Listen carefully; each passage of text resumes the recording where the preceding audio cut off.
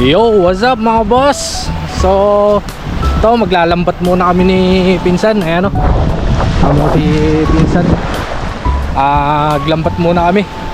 Ganda ng ano, no? Pang summer na.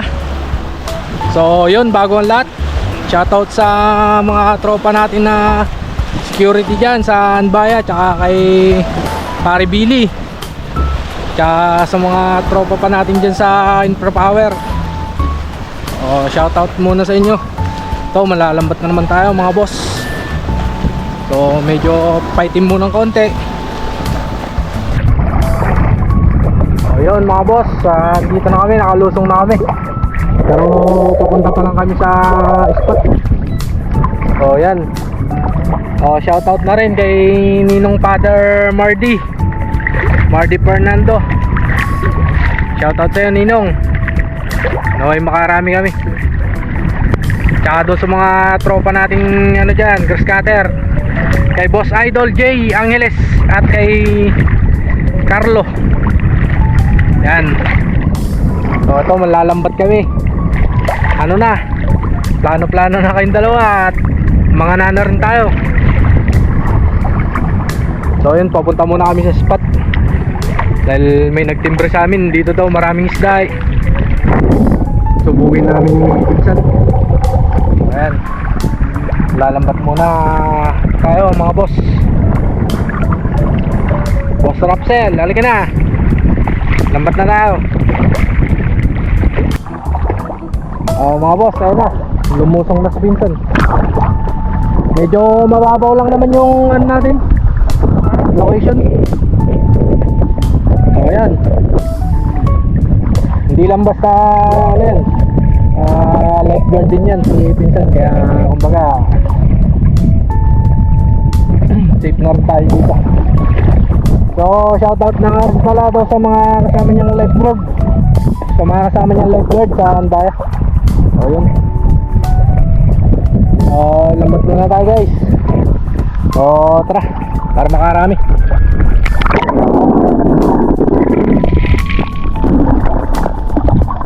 At ito na nga yung resulta ng ating unang hulog dito sa area na pinaglambatan natin. So yan, kinukuha na ni Pinsan lahat ng huli. Siya na rin na magtatanggal niyan kasi tayo yung taga-samsam ng lambat. Yan yan, nakadali tayo ng mga lunawan, labahita, tsaka may mga tarian din tayo nakuha. Sinesecure niya na rin yan para hindi na maggagalaw. So huwag nyo na nga palang pansinin yung suot ni Pinsan at nagiging crop top na sa kanya yung kanyang rash guard.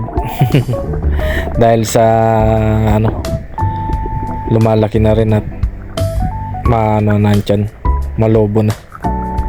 So yan yung resulta ng ating unang hulog.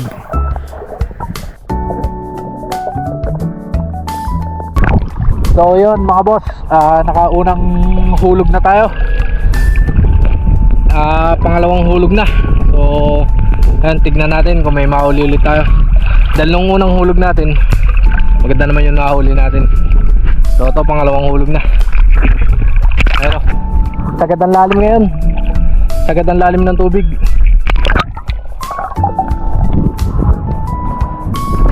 Mga boss, nandito tayo sa dulo ng lambat.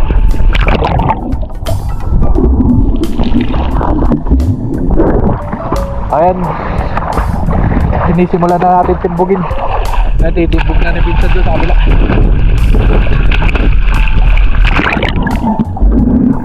Yun, at dito nga ay kung mapapansin nyo, wala talaga kayo mapapansin dyan. Wala kasing kaisda-isda halos dito sa area na nahulugan namin na ito. Pero tingnan nyo na lang, magugulat din kayo kasi nakapasabit din kami ng mga ilang piraso, mga good size na isda. So yan natanggal na ni Pinsan. May lunawan tsaka labahita na lipstickan. So dito bigla may nakita na naman pala kami, may napasabit pa kaming mga lunawan pa dito tsaka tarian. Goods na goods yung pagkakahulog natin dito, kaya masusulit na naman natin tong mga huli natin sa panlalambat at makakapang ulam tayo ng kainaman talaga. Puro good size sa mga tarian. dito sa sumunod na hinulog namin na ito. May mga labahita, yan, na lipstickan. Goods na rin ang mga pang-ihaw yan. Oh, ayan na naman yung crop top nyo, tumataas na naman. So huwag nyo nang pansinin yan. Tingnan nyo na lang yung huli. Lifeguard na rash guard yan, sponsored by Anbayakub. Ang mga tari puro good size yan. So medyo flex pa ako dito para nakikita nyo naman yung trabaho natin na manood lang. Pero marunong din naman tayo magtanggal niyang huli na yan. Kaya si pinsan nga lang talaga ang sadyang namamahala sa ganyang ngayon, kasi ako nagtatanggal ng sabit. Oh, dami talaga namin na huli. Tsaka nga pala mga boss, yung namin dyan, iniiwas din namin sa coral syempre para hindi rin masira yung lambat and para hindi rin masira yung mga corals natin.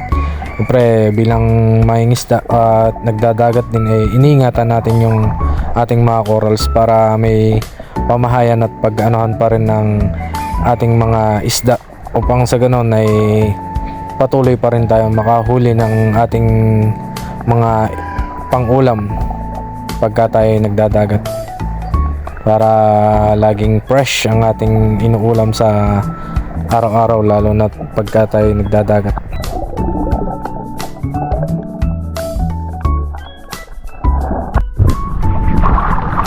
So yan mga boss, update lang ay last dalawang na lang tayo, laglag. Ahon na rin tayo. May mga panimbog tayong hawak.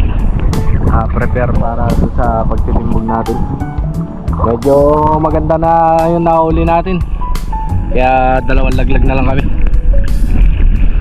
Dito sa huling hulog namin, yan, may nahuli pa kaming lonawan. At ako na nga nagtanggal niyan kasi si Anthony na yung nagsamsam nung ating lambat. Ahon na rin kasi tayo. Ayun yung nahuli natin. Tapos meron pang pahabol na dalawang balangin. So yun, shoreball na yung mga pang-ulam natin. Kaya eto, ginagayak na namin talaga na umahon. Sinamsam na ni pinsan yung aming lambat. At sinesecure niya na nga para hindi pa bumusagsag yung lambat habang pauwi kami. So yun, nakaraos na.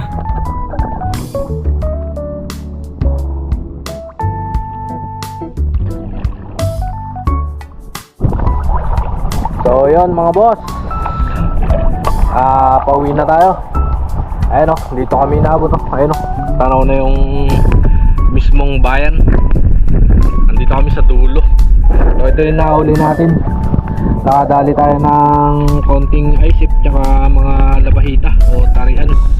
May mga rin, may mga labahitang lipstickan.